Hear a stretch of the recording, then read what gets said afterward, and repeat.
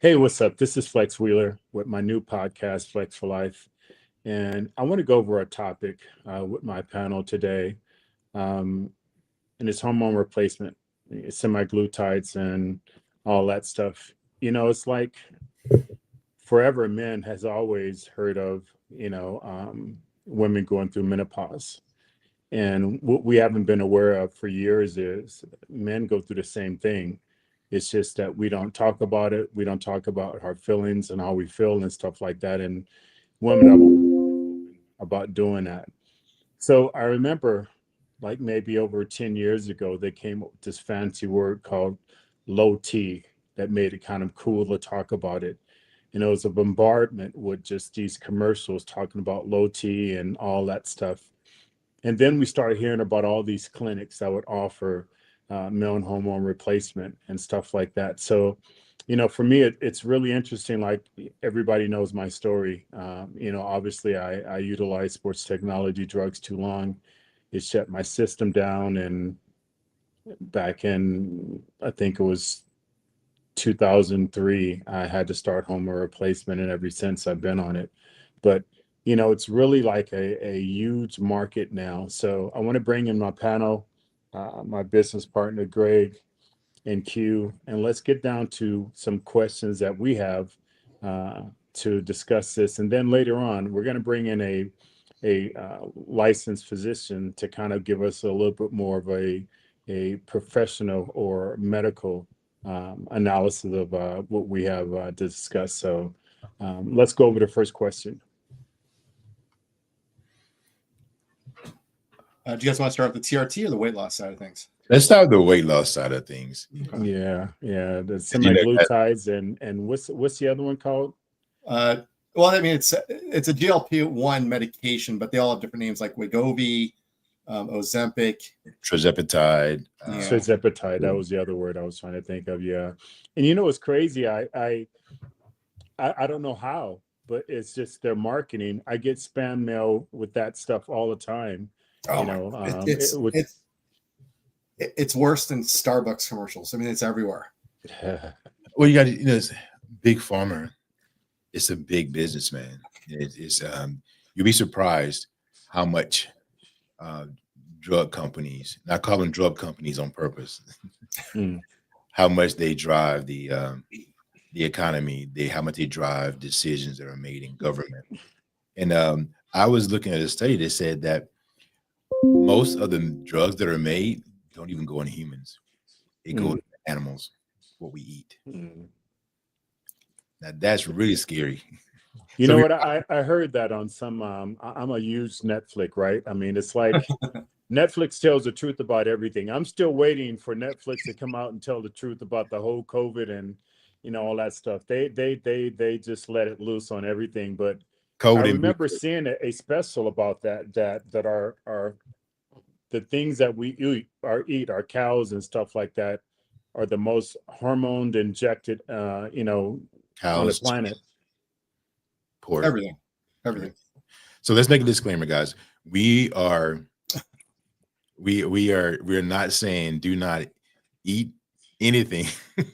Yeah. It's your choice. It's just the facts are that many animals are injected with different hormones, different types of drugs, and if we eat them, we're taking those things in. That's the reality.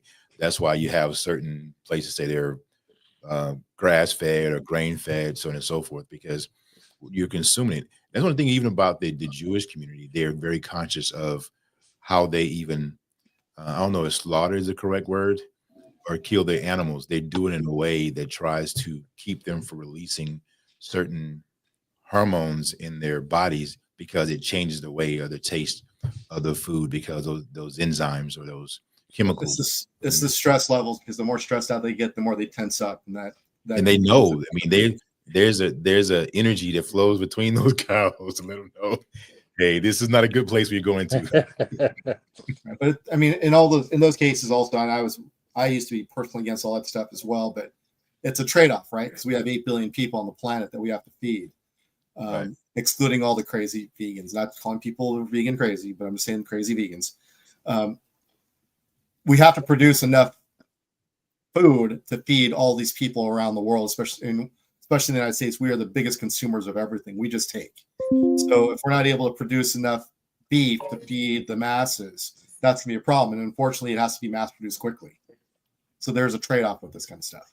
Well, it goes straight into like it says. Okay, so it says, how long can one stay on a GLP-1 medication safely, and what are the long and short-term side effects of that? Well, I know from the research I've done that you can stay on it for quite a amount of time. I think it's 60 months or plus on that side of things. So we're talking years. But the trade-off, and I know this is another one of the questions coming up, it basically stops your hunger feeling. So you don't eat as much, and your gastric emptying is slowed down. So you eat less. If you start to exercise, you lose weight. But the problem is they also make no bones about reporting the fact that 60% of people gain the weight back when they get off of the GLP-1s. And it's not something you could stay on forever like aspirin or something along those lines. So there is those aspects of it. So Flex, do you believe that these medications can be used, but they have to be used in conjunction, one under guidance through a doctor, but with a intention around a regimented exercise and diet change? Yeah, definitely. I mean, the interesting thing about it is the body is an amazing machine. Even with some of the things that we would use to get in shape, we were very much aware if we got overstressed, if we thought about it too much, our body would come back into play and alter those things. So these different hormones that you use, it has to be added along with a healthy diet, workout, training, some type of resistance training or something like that. There's and that life, I just don't believe there's no drug that's going to 100% do it. I mean, even the most powerfulest, sports, medication that we've taken, you still have to go and be active to make those things work. So I 100% think that this is a lifestyle change that you're going to have to make. You can't go in life basically wash your car by taking these hormones and then go and drive it through the mud, meaning, eat some dirty food and then expect for your body to change. It's just not going to happen. At the end of the day, your body's going to start resisting these hormones and combating them like everything else. I heard that even when they was talking about taking some, when my daughter was young, I read an article and they was talking about that some of the immunizations or some of the, I can't remember the medication it was, but if you give the child that medication, early and frequently, that I think it was amoxicillin or so, I can't remember what the medication was, but the body builds up an resistance to it. So they have to create very different variations of the medication because our bodies are adjusting to the medication that we're taking. Now, I don't know, but I'm sure that there's a doctor or somewhere that can really have some research on that. But I've heard that more than once, that you can see that happening. Yeah, I mean, even if you take we all heard of it or know someone who was involved in it or seen it depicted in a movie, but even a drug addict, the first time they take that hit, it's amazing, but then it's called chasing a high afterwards because your body gets used to it. So they have to start doing more or variations of different drugs to try to still get that same feeling. So, again, the body is an amazing machine, and it's going to combat everything that we put into it. So can one get addicted to these medications? Do they have any addictive properties? That I didn't read, but I'm sure there's a psychologically addictive component to it. Because I know that one of the comments I kept reading from well-known people that have used, let's say, Ozempic, was their response back to people saying, "Why are you going this route?" was, "You've never known what it's like to be fat," and now all of a sudden they're not fat and they like that. Obviously, there's going to be something in the back of their mind thinking, and Flex and I from the bodybuilding side of things, you have that in the back of your mind when you start to get off a cycle, right? You're like, what's going to happen? I like how I look now. Am I going to deflate from it? In their minds, if I get off of Ozempic now, am I going to balloon back up? And unfortunately, the stats say they will gain the weight back. Hence, again, it needs to be a lifestyle change in the actual food that they're eating. And Greg is right. Even in our cycles that we would take in sports technology drug, you're not off that cycle long enough for it to start affecting you. But what I found after about a year of not, competing and all that stuff was my whole mind frame was different. The way I thought, was different. Even looking at my old videos and stuff like that, I can see how aggressive I was, how intimidating I was. And, that's just not me as a person. So definitely you're going to have those problems to deal with psychologically. I always say that, if you look at photos of me before I ever used sports technology drugs, to where I look like in 1999 at the Olympia, if you look at the metamorphosis my body went through physically, what it did to me mentally was 10 times more. So definitely it's going to affect you in that way. Do you think bodybuilders, if this medication was available in the 90s, in the late 80s and the 90s, do you think athletes would have used it for weight gain or loss?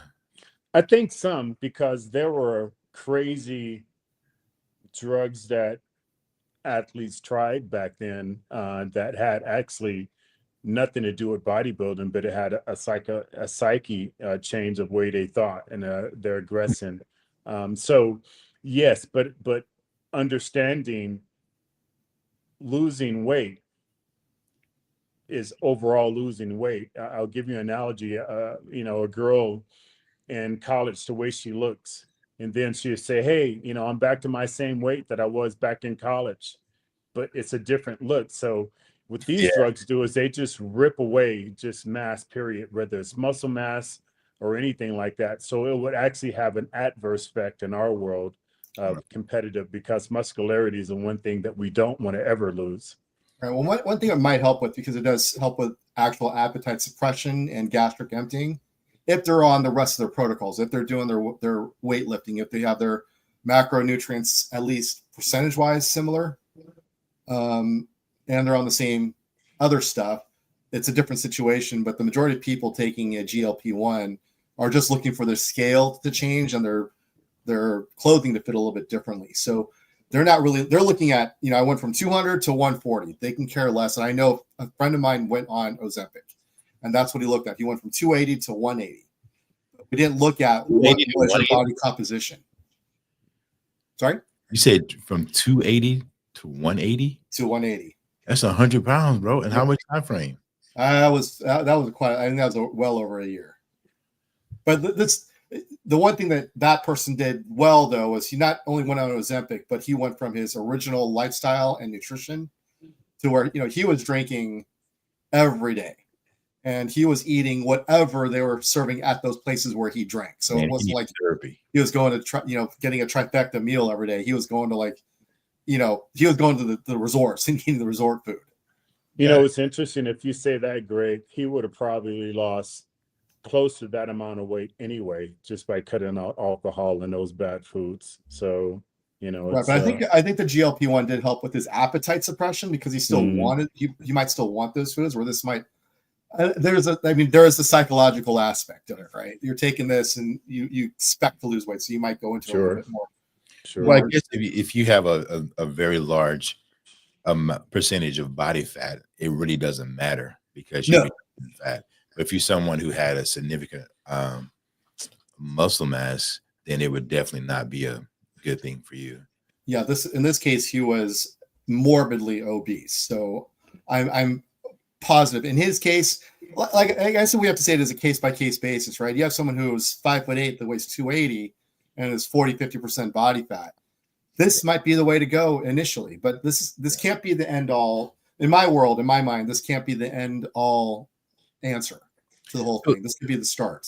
So that brings us to the next question. What is happening in the body, within the body, you think, when this is going on? I mean, You know, Well, it's turning the appetite switch off, and it's slowing the gastric emptying. And your gastric emptying, I mean, the food that goes in takes longer to get out, so you stay satiated longer, so you eat less.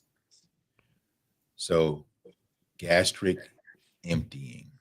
So You're just pooping slower. I guess the transit time from when the food enters your body to when it exits and is fully utilized is slowed down.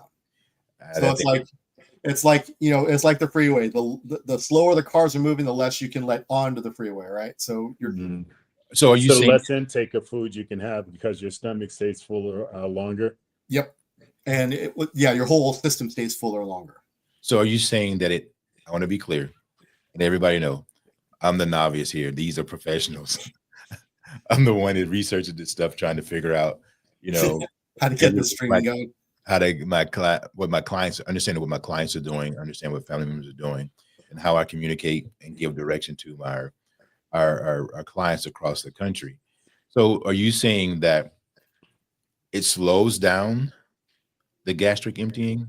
Because the reason I asked that question, because a lot of women, I hear them all the time, because when we're meeting with clients, they give us their medications and so on and so forth. A lot of women have an issue with, going to the restroom with the gastric emptying. And if they take this type of medication, is that not going to create even more of a problem? Well, I'm sure that's one of the things that a medical practitioner would have on their questionnaire before they prescribe it. And keep in mind, this is a prescription medication, right? It's not something like a diet pill that you can go and get from a GNC. So this is I mean, there's a lot of things that would go into play. Like, I'm sure it can't be given to, well, actually, no, it was developed for diabetics. No, I take that back. If you have hypertension or something along those lines, I'm sure there's some red markers that are contraindicators for prescription of this medication.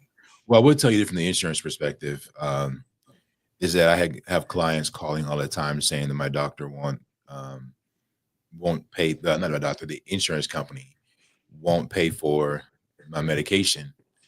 They say we just want it because I'm overweight. My body index is too high, and the doctor prescribes it. But the reality is the insurance company is not going to pay for it. What are the reasons they're given for not covering it? Because it's not medically necessary. Right, well, that's where I would take an insurance adjuster and slap him across the face. Wait, that goes against YouTube. Not literally, just figuratively. Here's the thing, and I will go to bat against all these people who are body positivity types too far in the wrong direction. Obesity is absolutely a health risk. I disagree. I think obesity is that, but I think the largest part of obesity, there are some mental health issues going on. Absolutely, but either way, you could say it should be covered then, because there's a health issue going on, either mental health or physical health. But regardless of what the cause is, if you have an obese situation or a person who is obese, even though their metabolic measurements might not say their cholesterol isn't too high or their blood pressure isn't too high, I guarantee you, in given time, their metabolic traits will be negative. They will have health issues if they do not change the situation. Oh, of course. I don't care if Lizzo can go and dance on stage for 8 hours straight and do pirouettes and sing and dance and play the trombone or whatever the hell she does. In 10 years, if she does not change her lifestyle, she will have health issues. Yeah, we see it. I will put my next 10 mortgage payments up on that. We see that all the time. I mean, it's all the time. But I was in a conference in Vegas back in April, and they literally made a statement that, I'm choosing my words carefully. We know you have to we don't want to be sued for anything, but we can't be sued for this. I mean, it's just a statement. In the meeting, they stated that government does not want to pay for people who have conditions that they consider to be preventable, like high blood pressure, high cholesterol, diabetes, things of that nature. They're saying that they do not want to pay for those things because they are, they're self-inflicted. So we know for a fact that there's a percentage of those things that are hereditary. Like my partner and friend for over almost 40 years, man, Andre is about, Dr. Hardy is about 5'10". He says he's 5'11", but he's 5'10", almost 170 pounds. And he's been a diabetic since and high blood pressure. Basically, high blood pressure shift from when we was in college. You know, I have a few friends that way. And like, even though you have women, my sister, when she wasn't a diabetic, I mean, have high blood pressure, but when she became pregnant, I know there's a technical term for that. She got high blood pressure, and it had it the entire time in her life. I mean, she's had it since then. She's had it. Yeah, I have to disagree with that. I think, we all are aware insurance's jobs are not to pay for medical help, which I think in long term is going to cost me more. But even myself, it was called hypertension. Back when I was a kid, my nose would bleed, and my mother took me to the doctor, and the doctor said, "Oh, he has hypertension. It's a leader in his nose that causes his nose to bleed that releases that blood to keep his blood pressure from going even higher." So that's not preventable, and a lot of the things that you listed aren't preventable. And, to you and Greg's argument earlier, I see both of your points. At the end of the day, obesity is going to cost money and is going to cost a life or death situation. Yes. And on your side, Q, yeah, that can be controlled based on just pushing yourself away from the table, knowing things that you shouldn't eat, based on different parts of the world where you're born, like back in southern states. It's a lot of fried foods and stuff like that, and we know that is bad for you. So I see both of your points, but at the end of the day, it will become a medical issue, and it will end up in a hospital, and long term the insurance is going to pay for it. So I don't get why they're not more preventative. Yes and no, if they have insurance. That's true too. That's a big deal now, is if they have insurance. Yeah, that's I true. want to say hi to Frank Thomas. Thanks for joining. In Unique Utilities, I may have said that correct.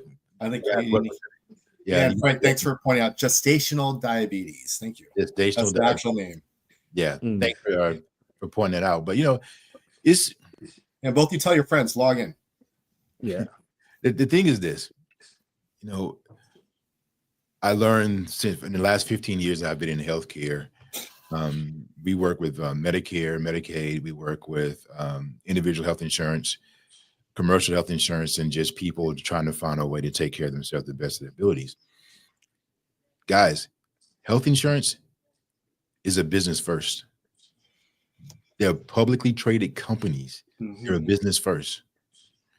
Physicians, and this was told to me by a medical director of a large hospital system, where I laid out a plan to where we could partner with churches and local community centers to utilize, for treatment because we have a lot of issues with transportation. Not to go off on a long story. Bottom line, he said, you're making a mistake. You're making the assumption that all physicians care. He says they think about, I see so many patients each day. They have a very stressful life. They got to fight with the insurance company about the money. They make a recommendation for a patient's health, and the insurance company denies it. They got to give these referrals. You got prior authorizations. There's a lot of stress on the physician and on the nurses, and there's a lot of stress on them because it's like, excuse my language, they're damned if they do, they're damned if they don't. Yeah. And there is some, you do get desensitized to a certain level when you see these things over and over and over again. That's so my aunt is a physician. We're not the best of friends, but we talk every so often. This is where I kind of come aboard, where there's not enough intermingling with industries on this situation, because working together, I opened what's called a medical fitness center in Vacaville a few years ago. 120,000 square foot facility with everything there. So partnering the two together, because exercise, I think Flex will agree with this. Exercise can be medicine just as much as medicine is medicine. Sure. So if we work together in these situations, let's say a doctor comes and let's say we'll take Lizzo, and she wants to lose weight, and the doctor goes this route and they prescribe a GLP-1 medication, knowing, that we're going to give you 6 months of this. So this will help you start the journey off, but then you're going to have to work with someone who there's an organization called the Medical Fitness Association, a certified trainer through that situation. So we know your whole situation. We can work hand in hand, get past all the HIPAA crap. We're going to start you on the GLP-1, but wean you off over 6 months, get you in a situation where you change your lifestyle as well. To where this is, the GLP-1 can be a great bridge towards working towards that healthy lifestyle, getting active and working out not specifically for what she does on stage, because that's her daily life now. Saying that she gets all this exercise during rehearsals, that's what she does already. So it's not adding any extra overload. That needs to be added. Working on those things, changing what you eat, how you sleep. I got to confess. Situations, working together. Not enough of that is being done, because I've only worked with a handful of physicians in my life. One is a family member, and that's over 30 years. So I have and that leads us into the next question. How long does the weight loss last? And is there rebound effects from these GLPs? And quick Google search, Gronk, whatever, will tell you 60% of people gain the weight back once they cease the medications. And the rebound effects, you said, is necessary by a lifestyle change and having a coach. Because if you just go back to what you were doing prior, you're just going to go back to where you were prior. Possibly even worse, because keep in mind, you've lost overall weight for let's say 6 months to a year. So that's muscle and fat. So now you're going to gain back. You're going to keep that same lifestyle. You're not utilizing any kind of energy for movement. You're probably going to gain back more fat. So your body composition, I would say, would probably go in the opposite direction from where you started. Yeah. We're going to have a confession. Greg, I don't know. You said a confession. I don't know who Lizzo is, but she sounds like she's an African-American artist. And I don't know who she is, and you do. Oh, yeah. No, she's really? No, I mean, she's a large woman. She's extremely, extremely talented, extremely, extremely intelligent woman from what I've seen in interviews. Obviously, I don't know her personally. If you saw her perform live, you would be shocked at the athletic ability she has at her size and weight. Like the guy that ran down that running back last year from the Texans. No, actually, I always kind of bring this topic up when people argue with me on this one, because right now in Japan, the current sumo basho is going on. So all the upper level sumo wrestlers in the world are competing. A sumo wrestler, once retired, their life expectancy is shorter than the average Japanese person. A sumo wrestler's life expectancy is around mid-60s. In Japan, their life expectancy is in the high 80s on average. Hold on, time out. Did I hear that correctly? You saying that the sumo wrestler average age is mid-60s? Last time I checked, yep. Do you know there's some there are zip codes in Houston, Texas. 66 years. There are zip codes here in Houston, Texas, where the average African-American period does not live beyond the age of 65. And I believe that. Well, they've always said you can guess someone's life expectancy by their zip code. Yes, you can. Texas, in particular this area, they have a map that shows you your average life expectancy based upon what your zip code is. Yeah. So sumo wrestler, average life expectancy is 66 years. Average life expectancy in Japan in general is 81 years. Wow. And you're talking about, take all the obesity stuff out. These guys literally exercise or train 7 to 8 hours every day. So you can't tell me they're not getting their activity, but their lifestyle and their sport requires them to maintain a certain weight size. So I was and this is very impactful for you guys out there. I'm the guy that's continuing to lose weight under the mentorship and guidance of Flex and Greg. It makes a big difference, man. I mean, just dropping 10 to 15 pounds, I sleep better, move better, feel better. Even when I walk, my stance is higher. And the more I exercise, I mean, I even feel stronger in my walk. I definitely sleep better, 100%. And the better I get with my eating. So what I've noticed is that when you are a little bit heavier than most, your ability to really compete in life is a little different because you get fatigued. I mean, the reality is people can say whatever. I was bigger than I ever was. Most people didn't realize I weighed as much as I did, but it's different. It's different. You get tireder. Um, you you get more lackadaisical. You get fatigued more after you eat midday if you eat too much. So your performance in your workplace, but just from the first day I even walked or moved, I felt better. I felt better, and the more time goes by, I get better and better and better. It's definitely a big difference because I ask you this: start making a list of how many people that you know that falls into what's considered to be the obese category that is actually live to be to their mid-70s. You don't see very many people unless you're Warren Buffett that's in their 80s that are kind of All right, how many obese people there aren't billionaires live that long? Yeah.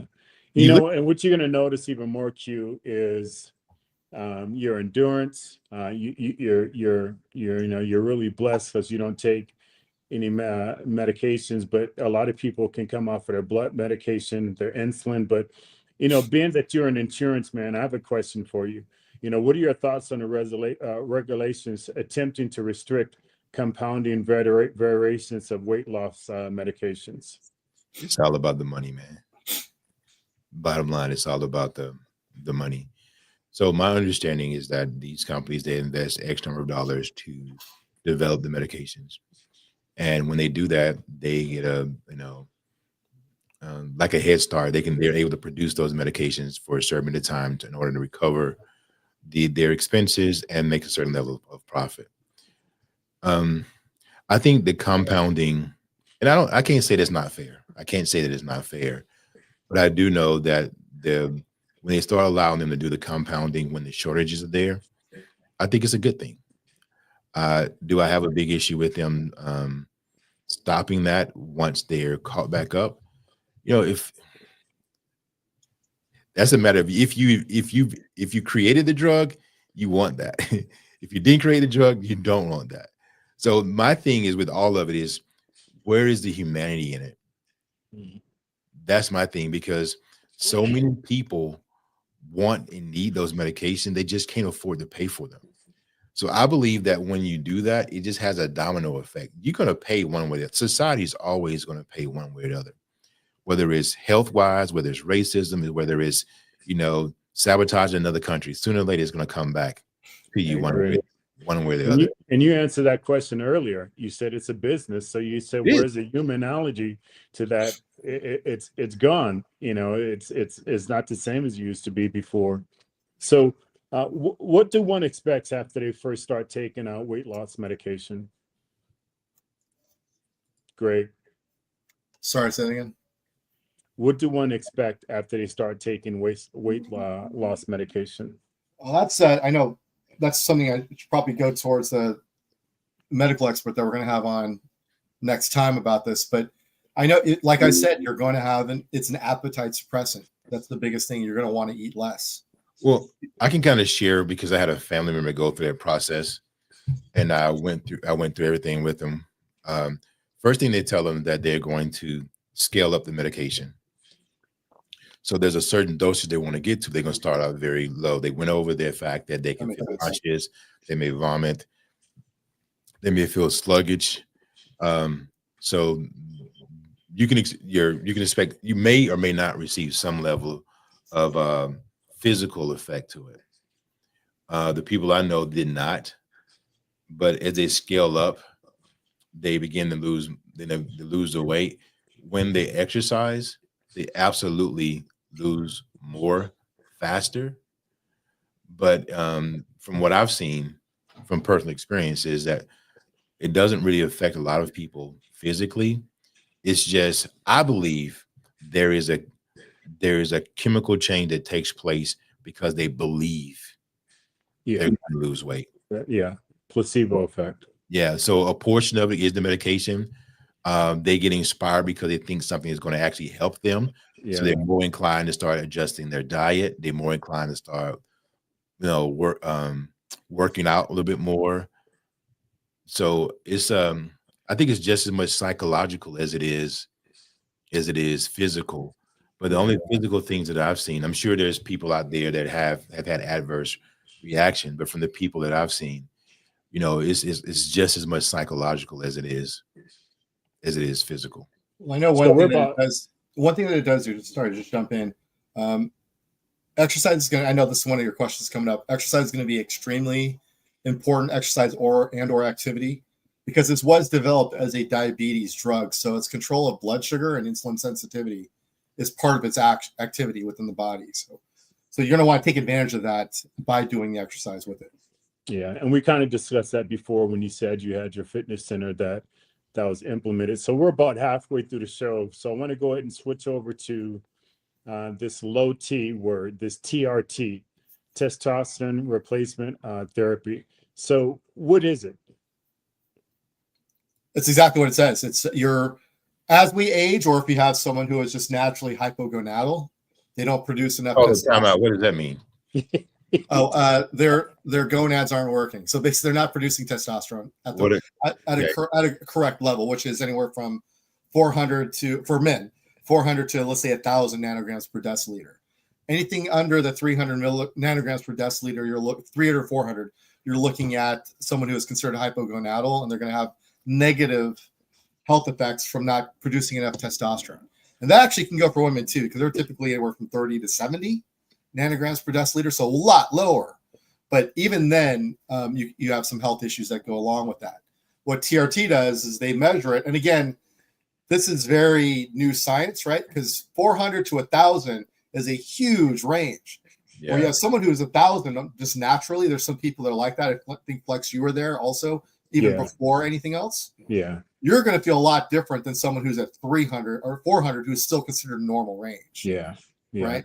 Yeah. I've always said it's my belief that superior athletes, those guys who can just do the phenomenal things, and girls, the Larry Birds, the Kobe Bryants, the Michael Jordans, Usain Bolt, Usain Bolts, they have a natural higher testosterone level than an average male, which allows them to do these superior things. Same with girls. So, yeah, same as women. They have a naturally higher level of testosterone that allows them to do the things that normal, what I call mere mortals, can't do. So, that brings us to the next question.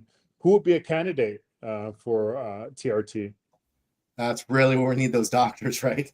Well, I mean, as we get older, that's a natural occurring thing. Our testosterone for men and women starts to tail off after 30. Yeah. So when we get to a 16-year-old horny little high school student is probably not the best candidate. No. A 50-year-old who has put his body through a lot of crap over decades, it takes a measurement, right? Because I could be in that 500 range, which would make me fine. Yeah. Greg, I've heard this before. I don't know if there's actually any studies, but training, working out increases your testosterone level. There are absolutely studies that there are certain types of exercise that help increase not only testosterone production, but also growth hormone production. And there's certain types of exercise that will actually tank it.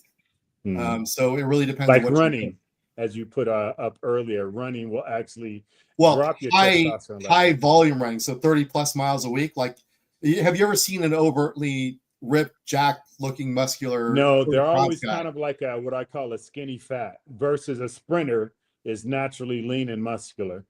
Right. So what are some other sides that exercises? Let's do this. Let's make sure that we add later to the description down in the comments. If you can do a little research and list for us some of those exercises that build, increase your testosterone or stabilize it, and those that decrease it. Let's get a list. Yeah, I mean, that's right off the top of the head. I know that there's been a number of studies that have linked increased testosterone production and growth hormone production to squatting and sprinting. Yeah. Yeah. So leg work is this comes up a lot. Whereas again, If you're running 10, 15 miles a day, 6, 7 days a week, you see the exact opposite over time. That's something Flex told me when we first started talking about me exercising. The first thing he did was work my legs, and he said, you got to have a foundation. Because he wanted to make you sore, really. Yeah, I think that's part of it too. Nah. He wanted to punish me. But it does, it's having a good base period. Having a good base period to carry it throughout life, because you notice when a lot of men get older, they have the big belly, skinny legs. Yeah, skinny fat syndrome. So what's happening there where everything is skinny, then you have this belly? I was told visceral fat is the worst fat a man can have. What are your thoughts on that? Well, I mean, it's double there. You've ever felt those guys that you just described that you touch their big bellies and it's hard. So it's not always visceral fat. It could be a lot of stuff just stuck in their intestines that never got evacuated out. A lot of poop that just never came out. So you're telling me that you can walk around? I'm not saying the guy you're talking about has a bunch of poop stuck in his intestines. You can walk around with waste in your body for years. Oh yeah, especially depending on your diet. Yeah, I mean, yeah. I'll leave it at that. I won't get too descriptive, but yes. Yeah, so I'm going to say that's what's wrong with me. Now I go see a doctor. Well, I know. I mean, Flex knows I came from a fight background initially. There were a couple times when it got close to weight cutting that I've seen people go the whole colonic route and drop another 2 pounds just by doing an irrigation of their colon. Yeah. No, I remember a competitor, a good friend of mine, Tony Freeman.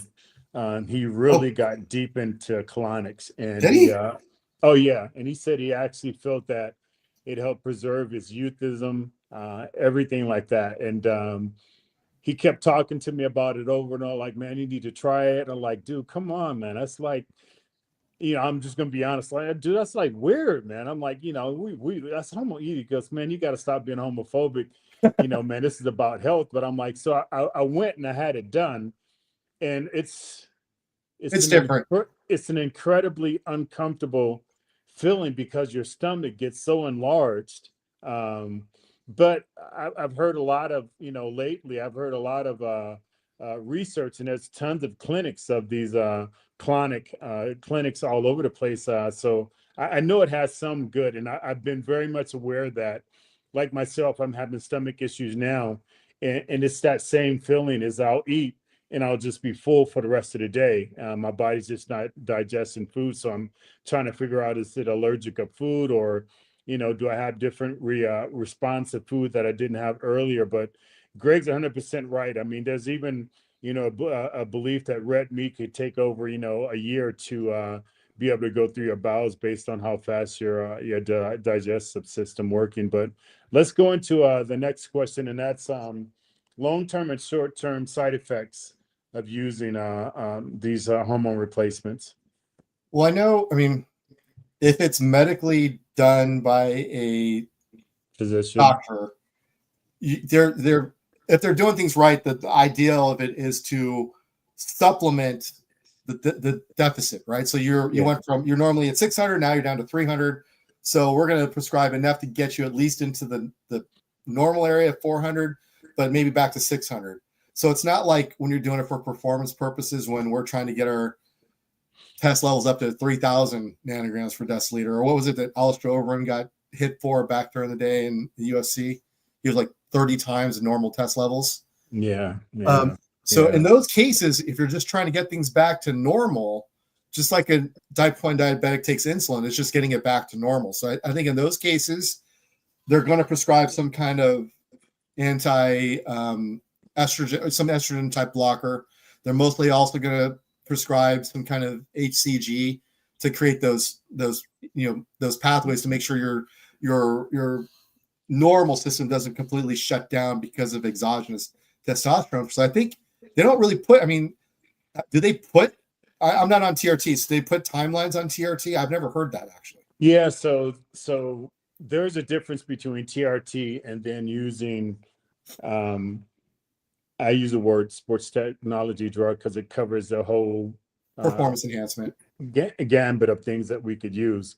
but there's a difference. So if you're trying to use it as an enhancer, yeah, you're going to run into side effects because you're going to have a higher testosterone level, which is going to cause a number of different other side effects. But getting to like our next question, is it something that you can take for the rest of your life? Yes, I do. I take it to replace what's lost, and I've been on it since 2003, and I'll be on it for the rest of my life. And actually, back then I refused. I was like, no, I don't want to. I had to do that throughout my career. I'm not looking forward to sticking myself for the rest of my life. And that's when a doctor explained to me a lot of the side effects of having low T, depression, my bone density weakening, my hip bones degenerating faster, and also putting on more body fat. So energy levels, energy levels, a lot of those things. And a lot of those things for men is something that we go through as we age, and we think is a normal process of getting older.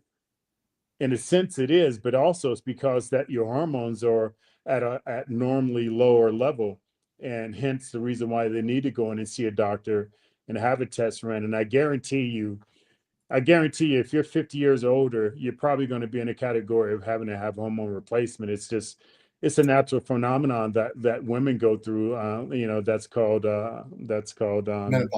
menopause. So definitely, I suggest, if you're experiencing any of those things and you're anywhere from 40 or over, go in and have a doctor run some tests on you, and you'll probably be a candidate for that. So, but then there is a difference. TRT, like what I'm on, yeah, I'll have to be on it for the rest of my life, or sacrifice the side effects that I don't want to have to deal with.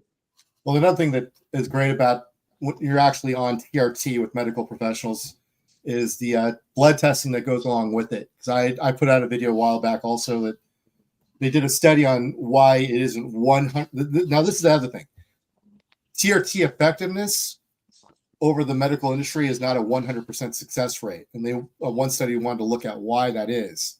Now, along with it, they saw that the people who are not getting the exact results from prescribed testosterone replacement therapy also had a vitamin D and magnesium deficiency in their system. Yeah. So they're looking at, and this goes to you guys out there that are performance enhancers also. Having magnesium and vitamin D levels that are optimal will go along with how efficient the exogenous testosterone works for you. Yeah, so, definitely. I remember back in the 90s, Victor Conti, the famous Victor Conti from Bosco Laboratory. He came in and he ran a bunch of tests on us athletes, and he came back and he explained to us, listen, it doesn't matter what you're doing, what you're taking. If you have a deficiency in trace minerals, your sports technology drug is not going to work efficiently. Here we have Robbie Robinson. I think Robbie's in his 70s. 75. Yeah, 75 years old. Yeah, 75 years old. Robbie's always just been, I mean, he embodies, almost like Ronnie Coleman, he embodies just the love ethics. It was something that they would have just done, regardless if it was ever being competitive. And you can tell he still lives a lifestyle. He still eats clean. He's still disciplined. He still goes in the gym and train.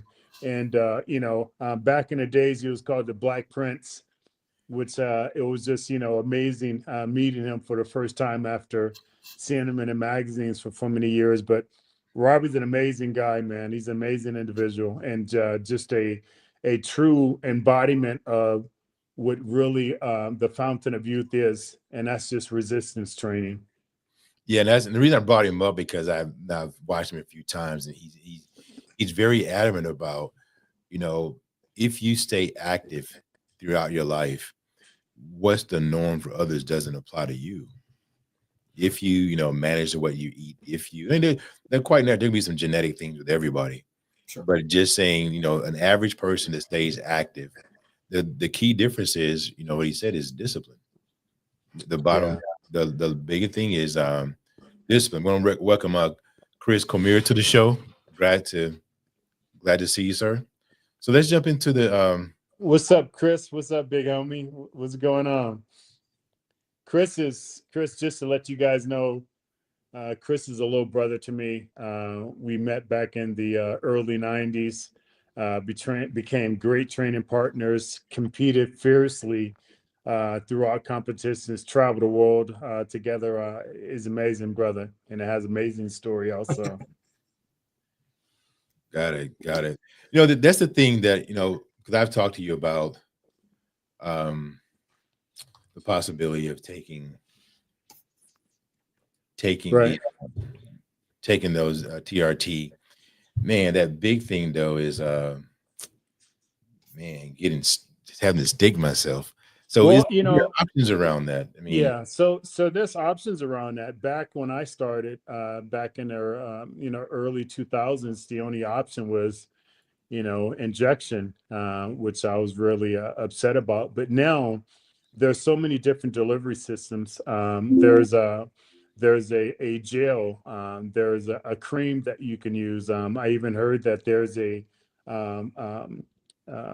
what is it? You spray it through your nose. So Nasal there's sprays. different options now. There's a embed devices you can embed also.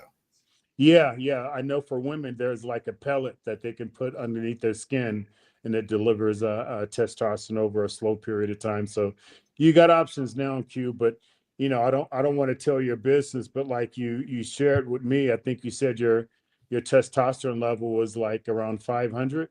yeah.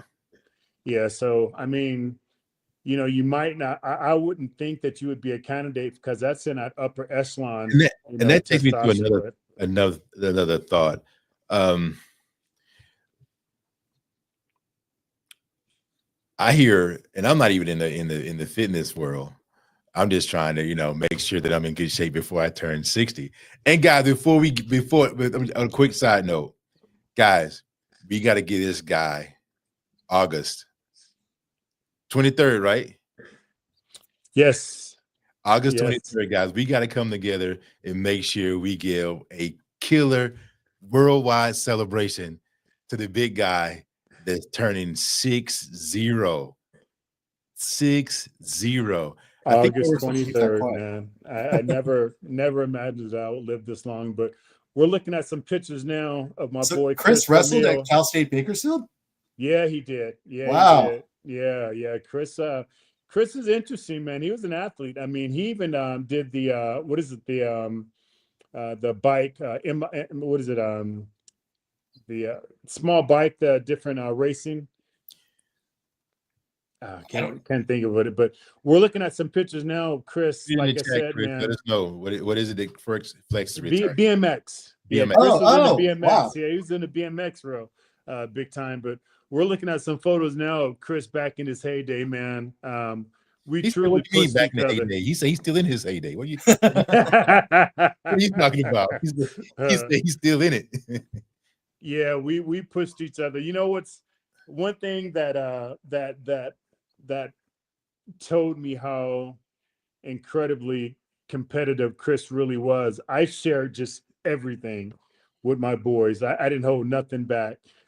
And I remember there was a time that Chris was talking to me about my conditioning. He's like, "Man, you need," and he just stopped. He goes, "Never mind." I go, "What?" He goes, "Never mind." Later on, after we retired, I asked him, like, "Man, what were you going to tell me?" He goes, "Man, I was going to tell you, just hold on to your 1993 look at the Arnold, and you'll never be defeated. But I wanted to beat you, so I didn't share that information with you." And I was like, "Wait a minute, what?" What a I'm great like, friend. "Wait, what?" I'm like, "Dude, I told you everything, man." He goes, "Man, I just wanted to beat you." And I'm like, "Wow." Hey, that's what friends are for, right? Yeah, for sure. That's what friends are for. I remember you telling me, I don't know if I ever asked a question that's not appropriate, just let me know. I remember you After you say it. after I said it. So you used to tell me that you and Ronnie was just like, you guys are really cool, and that God bless him with what he's experiencing now. But I don't know if bodybuilders do this, but I heard that they get access to things that may not necessarily be prescribed. And that Yeah, that's why, you know, and I'm aware of my platform, and I'm aware if I talk about certain drugs that we used back then, there's kids that are going to go out and try those drugs and think they're going to achieve my look or Ronnie's look or Chris's or somebody like that. But that's why I use the word sports technology drug, because it's so much deeper than testosterone. I mean, you have people taking testosterone, you know, because they have a different, you know, it's a wide range of health reasons that they administer testosterone. So, you know, what we utilize and some of the things that we utilize were very far outside the range of quote unquote steroids. So, and I use the word, you know, sports technology drugs to embody the entire composites of, you know, the variety of things that we took. So, yeah. But this guy Chris was huge. Chris, we got to get you on the show soon, buddy. Yep. We got to thanks get for Yeah, he said definitely. he's taking off. Thanks for dropping by, though. we got to Yeah, get you on the definitely, show, man. definitely, This we guy do. is freaking huge. Yeah. So, next question: what are some of the different applications of the TRT and how they affect you? You know, again, it's an individual thing. You know, what a doctor would prescribe me versus what they would prescribe Greg would be a very different thing, and that's why it has to be a situation where a blood workup would have to be done to be very specific, because, you know, like we've said, you know, if you're off, it can very much become a medical problem, where you can have some problems from that. Got it. Got it. So taking all this into consideration, is your answer still telling me that I need to Yeah, you still do. Listen, I advise everyone to at least 3 times a year get a blood workup done, at the minimum once a year, especially as you get up into our age queue. Yeah, now you know how you were saying, you know, some athletes are just rare, can perform, you know, different feats. That's you right now. You being at your age and you don't have to take any type of medical, you know, blood pressure or anything like that is very, very much rare, especially considering, like you said, how obese you was. That would normally put you in that category. So that's super rare. But still, I would advise you to get a full blood workup spectrum done to see, just there might be other key things that are going on that you might not be aware of. There might be other trace minerals that you're deficient in, and you're wondering why when I eat this doesn't happen. So I definitely suggest I that you definitely do that. notice differences in food, and it's kind of like well, the first thing, drinking a lot more water seems to make me more sensitive to a lot of things. Like I'm like, man, this is salty. Mm, Man, this is too sweet. Just by mm, drinking more water is making me more aware. But even though, you know, you think about my last couple of years, one of the things we haven't mentioned is stress. And when I the last time I had my testosterone, then when they told me you should always do it in the morning, and they said the stress, the amount of sleep you're getting, you know, all those things have an impact on your stress level. And the first time I got it texted, it was the same day my sister passed away. And a mm, lot of the weight that I've gained has been within the last couple of years. You know, I've lost my mother and sister both to cancer. My mother, you know, about 8 months ago. So that you add on the stress of work, lost several friends during COVID. You know, have a couple of friends pass away literally of a couple of weeks ago, not a couple, about a month ago, passed away of a stroke at 56. I mean, so if you just be observant of the people that are around us, we're seeing it's like warning signs. Hey, like a flashing red light. You better do something. You better do something. So part of our platform, guys, is really focused on addressing those men that are in their 40s and 50s as they're aging to their 60s. Flex is, you know, big thing with him. He said we got to help our community be more healthy going into 60, because if you don't get healthy before going into 60, it's going to be much more difficult. Not saying you can't, because he's joining that crew, so he's gonna help guide y'all through that process of, being fit in your 60s. But I'm telling you, even at my age, it's once I get a rhythm, I've gotten the rhythm, it's a lot better. But before then, man, that crap was hard. It was. I tell my clients hard. to treat it like their portfolios for retirement. Yeah. That's one thing we don't do. I mean, we'll make sure our oil is changed, right? We'll make sure that we have gas in the car. We'll make sure that we have a tune-up. We'll make sure our hair is right, our nails are right, our shoes, our clothing. But we won't take care of the thing that make all those things possible, and that's ourselves. So, like Great said, we need to treat it like, I mean, while those business guys, their portfolio, they're on top of that. They're meeting with their agents, things like that. You have to invest in the most important thing that allows all those things to happen, and that's you yourself. I've said this often before, but up until like maybe 2 years ago, I just didn't understand why they would say, hey, if emergency happened on a plane, put the mask on yourself first and then your child. Because I always thought like, no way. I'm putting one on my child first. I'm going to make sure they survive. And if that chaos was to happen, you're the first line of defense to protect your child. How do you protect your child? By making sure you're capable of doing so. So we need to, as men and women, we need to invest in ourselves, our health, whatever it is, to ensure that we can keep this job, that we can take care of our children, we can take care of our loved ones, and set an example also. Guys, I tell you guys, I have a question for you. And you may have answered it, Flex. The first question is, and even Greg, I don't know, the different forms of application, because man, that sticking myself that's a high deterrent. But I do know, and I want to encourage you guys out there, if you're I'm 56, I just turned 56 in February. Man, I just can't express to you how big of a difference just small movement, even just starting walking on a day, I was really disappointed that I couldn't do as many push-ups as I thought I could when I first started. Or either I would go in, I did 225 a good 1.5 times. And it's something that I used to do about 25, 26 times. So it's definitely a change of mindset.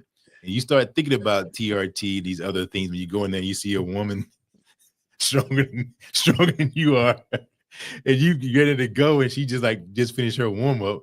And that was really crazy. I was tired in the warm-up part. I'm like, geez, it's definitely a different. But what are the other ways, other applications other than sticking yourself? Yeah, as I said earlier, when you had asked that question, maybe you didn't hear me, but there's a cream. I'm trying to ask it again because I didn't. Yeah. There's a cream that's available now. There's a gel that's kind of alcohol based that I use.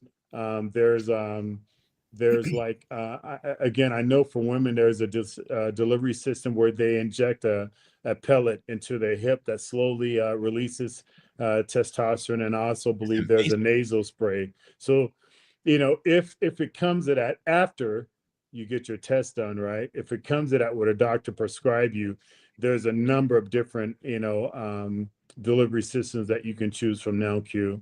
Instead of the primitive sticking. But my doctor said still that too. My doctor said my testosterone is fine, so she won't prescribe. Yeah. I like I said, I would have thought so. At 500, at 56 years old, you're in the upper echelon. So again, you're just breaking the markers of a normal 56-year-old male. Keep in mind your typical position isn't specializing in these areas either. Yeah, that's true. Endocrinology and all that kind of stuff. So what might be the thing is, your normal 20 years ago might have been in the 900 to 1,000 range when you felt good and were operating good, because you were an athlete as well. So I think the good hormone replacement physicians will actually look at your entire lifespan and look at what things were like before. Maybe try to figure out. I mean, it would be best if you had blood tests from back then to say, my testosterone levels used to be in the high 900s for a long time, and it slowly declined to now it's 500. So you're going to, if you're used to driving a Ferrari in your 30s and all of a sudden you're driving a Toyota Camry, which is a perfectly fine car, but it's not a Ferrari, right?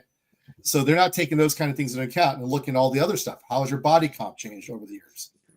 How has your strength levels changed over the years? How has your virility with your significant other changed over the last couple of years? Those should all factor in.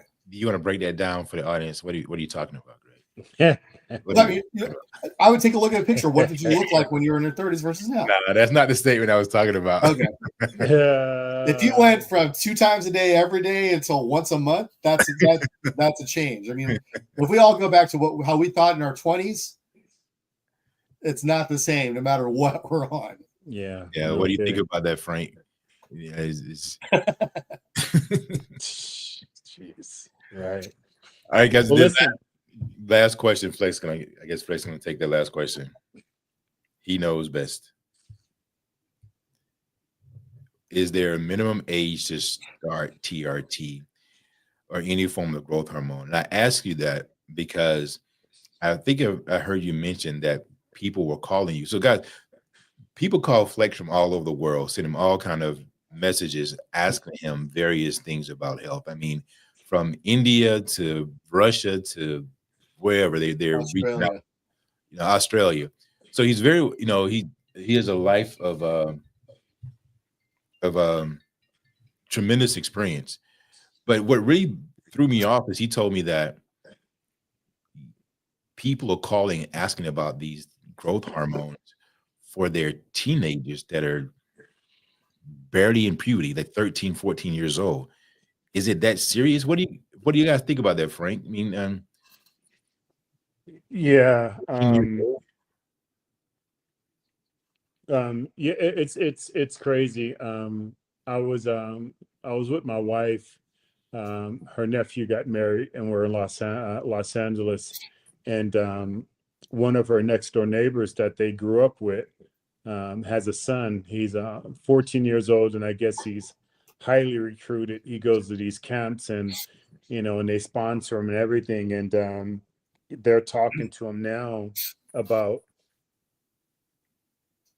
utilizing various different hormones, and it's not just athletes. I remember back in the 90s where a lot of I won't say any names, but a lot of these boy bands were using various different hormones.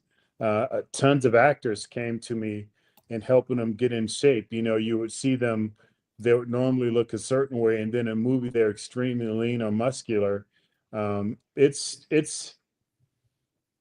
crazy now. In high school I never heard of those words. In primary school I never heard of those words. Where there's a and not to get in trouble, but there's a high school here in Las Vegas that's highly known for their activity in sports. And when I was with another company, we were sponsoring this athlete, and he went to that high school, and he said in that high school they had him taking testosterone, and his level was over 1,000. And this kid was already 6'3". He was 260 pounds, and he was a running back. And what? He said it was sad because he literally hurt kids running over them. It's just a different world now. I mean, you got kids now who want to dress like Michael Jordan and learn all his moves, not understanding that he learned the basics first. It's a very visual world where people see a person achieve something and they want that status immediately, not understanding that it was probably a 5 to 10 to 20-year process of them getting there. It's a completely different world, and it's sad. There's absolutely no reason a teenager should be utilizing anything. Again, if we think like normal teenagers back in my time, hormones were raging. Just the things I could eat whatever I want. I was active. I had tons of energy. I'm trying to get back to that stage now. Like Gray said, we'll never get back to those stages, but that's what we're trying to achieve. So it's a very sad, different world. I utilize the old cliche. And I think this is where we're at now, where, the doctor says, take 2 aspirin and call me in the morning. Basically saying, take some drugs, don't bother me. Let's see if that works first. So like you said earlier, we're in a world where drug companies run everything, run politics, run our food, run absolutely everything. Got it. Got it. We had a question from Momo. Said he'd like to would love to hear your thoughts about possible overtraining on natural athletes. What are your thoughts about that, guys? I don't know. I don't know where the me and Greg's, based on our experiences and what we understand would be different. But I don't believe that you can overtrain. Like I said before, I think the human body is an absolutely amazing thing. Listen, we can build planes where they can fly around the world nonstop. We can build submarines that can just go nonstop, but eventually they break down and they need help. The human body rebuilds itself. So mentally, if I understand correctly, and I know there's a debate about that, but mentally, we use anywhere from 2 to 3% of our brain power. And it's believed that, the geniuses are around 7 to 8, if I'm not wrong. So we can't even really tap into what the body's capable of because we don't have the mental brain power to be able to do that. So I don't feel that there's a way that we can overtrain the body because the body gets used to anything. Somebody who's living in Alaska, they're used to being cold. If you take somebody from Vegas, they're not going to be used to that. The body will get used to that and it will adapt. And I feel that it adapt to any situation that you put it into, and it will become normal, which then you have to push the body even further to get gains because that comes normal. It's the same thing as a person who's never worked out and they start working out and they hit what we call a wall where they can't continue making gains. No, you have to up your skill in your training to be able to achieve that more. So that's my outlook on that. Great. It's slightly different because you can go past what your body can adapt to at that time also. Whereas at that time, right. Whereas, so there's a fine line. Like, I mean, I'm sure we both agree. Let's say if we're training someone for going back to the distance running a marathon, you wouldn't start them at 26 miles on their first workout. We'd work up to that. Right. Because they might be able to finish it, but then they probably would never come back. Right. And they wouldn't recover from it. So everybody's a little bit different. What the other stuff allows you to do, TRT wise, allows you to get back to where you were before, at least as close to as possible. Whereas performance enhancement drugs allow you to recover quicker and get a little bit more out of yourself. So that's where you don't have those if you're quote unquote natural athlete. So that just made sense. Everybody's a little bit different. So that's where a quality coach, trainer, like, Flex in our program, comes into play to figure out where your sweet spot is. Because even if you do recover from it, the research shows there's a point to where you get diminishing returns for more activity. And you don't want to waste your time at that point either. And how much does I know we gotta go, guys. We really appreciate everybody that came on today. But a question for next time: how much of that has to do though with your nutrition, your rest, your psyche? Everything. Because absolutely everything. What Mo asked, the first thing came to my mind is that depends on a lot. I mean, even in a day's time, you can overtrain because, but more importantly, even hurt yourself if your mindset is not in the proper mindset. Well, we can't really give a blanket answer. I think Flex and I both agree on this one. You can't give a blanket answer because what if a couple of months ago, I came back, I was supposed to fly back on a Friday. My plane was delayed. I had to sleep in the airport into Saturday morning. I didn't get back till Saturday afternoon. Would it be a good idea to go do a full workout that day for me? Absolutely. Probably not. Maybe go out and get a walk with the dog or something to get some activity in to get it out of my head. But I look at, you said all those things, Flex, and I will use a car analogy again. What if you put a brand new run flat Pirelli tire on your right front wheel, but then you put some kind of donut on the other four or the other three? How's your car going to run? you have to have all those in line and equal, that they're equally as important. Yeah, definitely. Listen, I want to thank everybody for joining us on my podcast. I invite you guys to continue following me. Click like, click subscribe, click the notification bell, and we'll see you guys next time. Thank you again. Every Wednesday.